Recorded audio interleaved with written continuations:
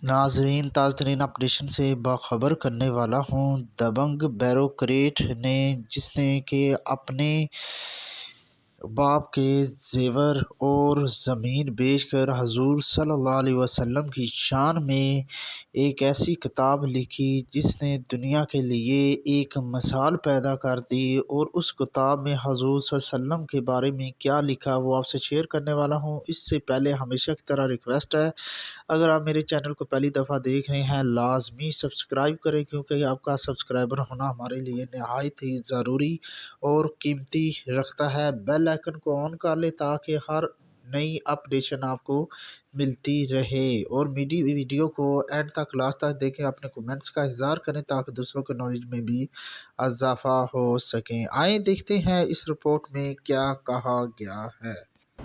आप ऐसे करें, आज प्रोग्राम के बाद आप बुराइयों की एक लिस्ट बनाएं। झूठ, फ्रॉड, ग़ीबत, रिश्वत, सिफारिश, दो नंबरी, रियाकारी, सारी की सारी बुराइयां जो हैं वो आपको एक बाज़ार में, एक दफ्तर में या एक मोहल्ले में मिल जाएंगी। तो रसूल करीम सल्लल्लाहु अलैहि वसल्लम की उम्मत की ये हालत क्यों हुई, मतलब ये मेन सवाल था। अच्छा, वो समझ आ गई कि डिटेरियोरेशन हो गई, हम इस्लाम से दूर हो गए। फिर मैंने कहा जी क्या किया जा सकता है। देखिए, गवर्नमेंट के पास तो बड़े ज़राए हैं, वो तो चाहे तो सिलेबस तब्दील कर ले, टीवी, अखबार, रेडियो, स्कूल, कॉलेज, यूनिवर्सिटीज़, मदरसे, मस्जिद, सब उनके पास है। तो अल्लाह करे कि गवर्नमेंट भी इस तरफ उनको आए, फोकस हुआ भी है, आहिस्ता आहिस्ता करके लोग आ रहे हैं। इनफरादी तौर पे मैंने सोचा कि एक ऐसी वाशिंग मशीन है सीरत नबी सल्लल्लाहु अलैहि वसल्लम मुसलमान के लिए कि आप इधर से पढ़ना शुरू करें, एंड तक जाएंगे तो एक पूरी जैसे वाशिंग मशीन कपड़े धो के निकालती है ना। इसका मकसद सिर्फ ये है कि हमारा किरदार जो है मुसलमान उम्मत का बेहतर हो जाए। बहुत सारी किताबें हैं, बहुत सी मुस्तनिद किताबें हैं जो बड़े बड़े उलमा ने, स्कॉलर्स ने, इस्लामिक स्कॉलर्स ने लिखी हैं।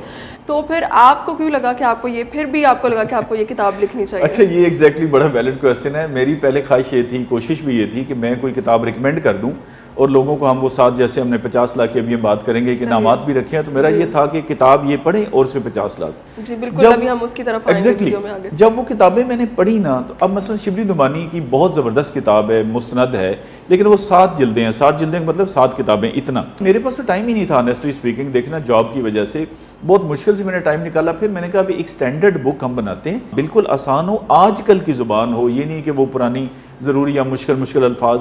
लेकिन हमारी कोई नफ्सियाती मसाइल हैं, मसलन 40 से कहें वैसे तो पाकिस्तानी कौम के, लेकिन मैं एक क्विकली आपको बताता हूँ।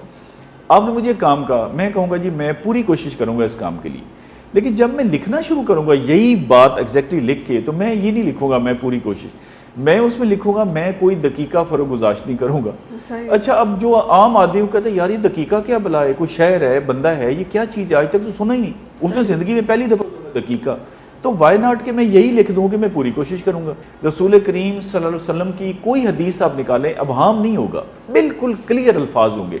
अच्छा, हमारी दुआ भी है ना, आप किसी कहें जी दुआ मांगे जी मेरी वालदा से बीमार है, वो कहेगा जी आपकी वालदा को सेहत कामला नसीब, कामला अजला। अब कामला अजला भाई उजलत से है और कामला मुकम्मल से, आप कहते हैं जल्दी से और मुकम्मल से। तो मैंने ये पूरी भरपूर कोशिश की है।